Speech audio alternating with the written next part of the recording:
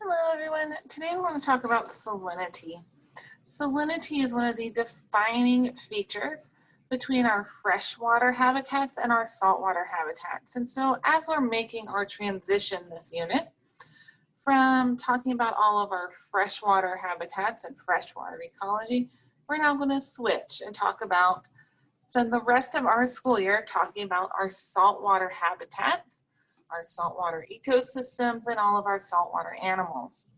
And all of those things are dependent and unique because of the salinity of their saltwater habitat. And we measure the salt by measuring salinity. Our definition of salinity is the total amount of dissolved materials. So it's not just salt, although that does make up the biggest portion, but there's lots of other materials as well.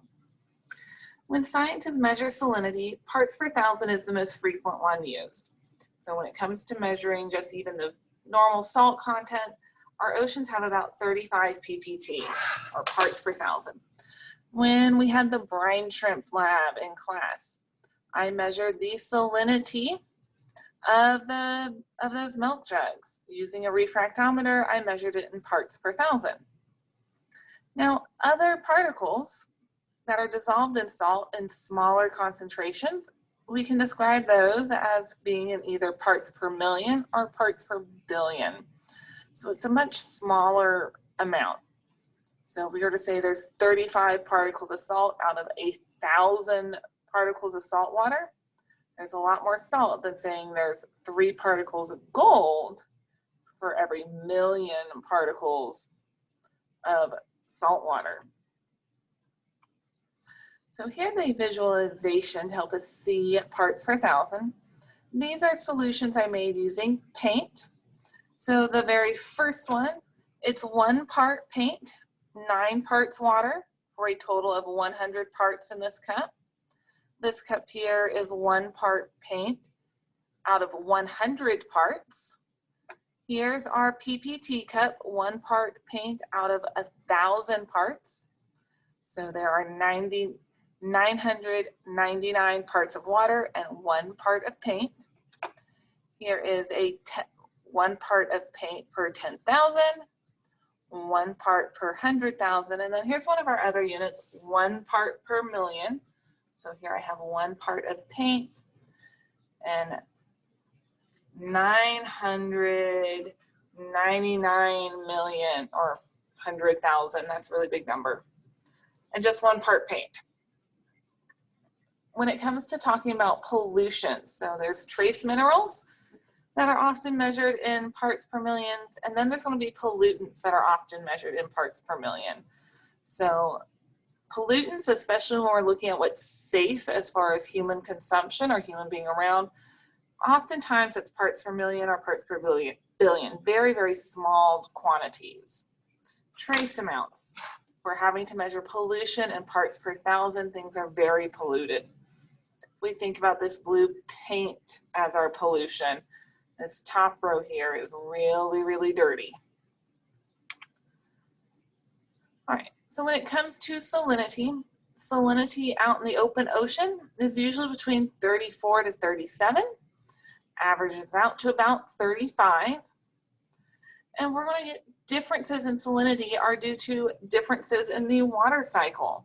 Things that are going to impact our salinity, because the oceans, remember, make up the largest part of our water cycle. They're the largest source of water.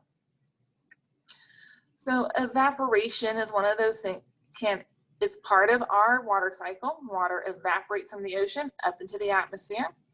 When that happens, the salinity of the ocean increases. Salt gets left behind. The salt does not go up as things evaporate. So we get an increase of salinity. We also can get an increase in salinity when water freezes, and we'll get to that on another slide. Salinity can decrease when we have precipitation, whether that's rain or snow going into the ocean. Other things that decrease or reduce salinity include the melting of sea ice, when rivers empty out into oceans, because remember we talked about that all rivers eventually end up in the oceans.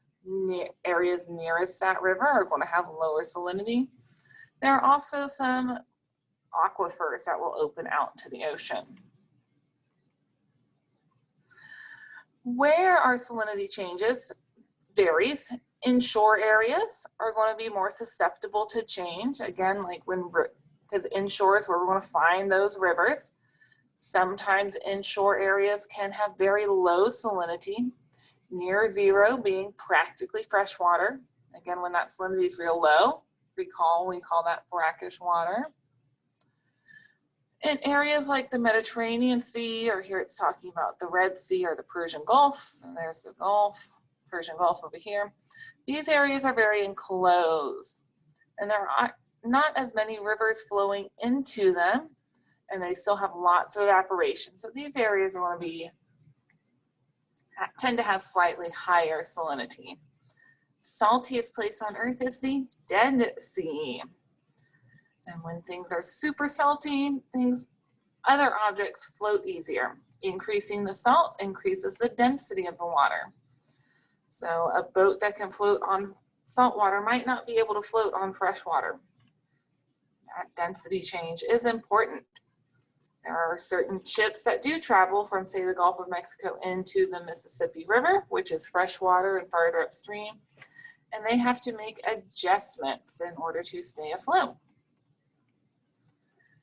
In our seawater, things we can find, so there are the inorganic salts, which are important.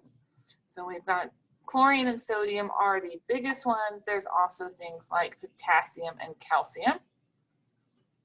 Then we get organic compounds, things like sulfate, bicarbonate are important organic compounds, and we'll talk more about those when we get into some of our animals.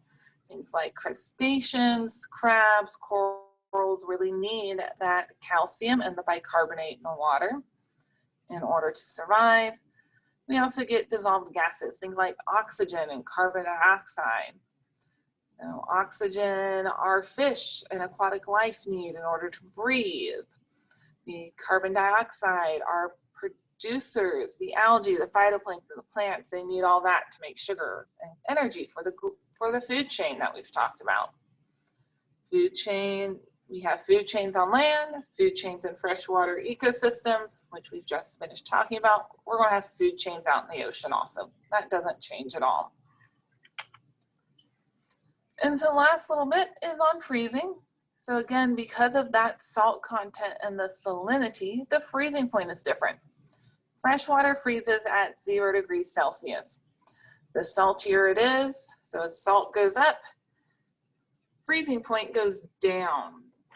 In more northern places, they put salt out on their roads to keep them from freezing over because it lowers the freezing point. Seawater of our oceans is going to have a freezing point of negative 1.9 degrees Celsius. And so when it freezes, these salts are excluded. So just like when water evaporates, salt doesn't go with it, salt gets left behind, making the water more salty and increasing the density of the water. The ice is going to float. So here we've got somebody floating. This is ocean sea ice. And because of these changes in density, every now and then we get an area with lower density where the ice can where there's less salt and the ice can quickly freeze. So we get these beautiful looking spires. Another thing that's a result of the changes in density is circulation, which is important. And just a week ago, we talked about lake turnover and how that provides circulation of oxygen and nutrients in lakes. Here density is going to provide circulation again.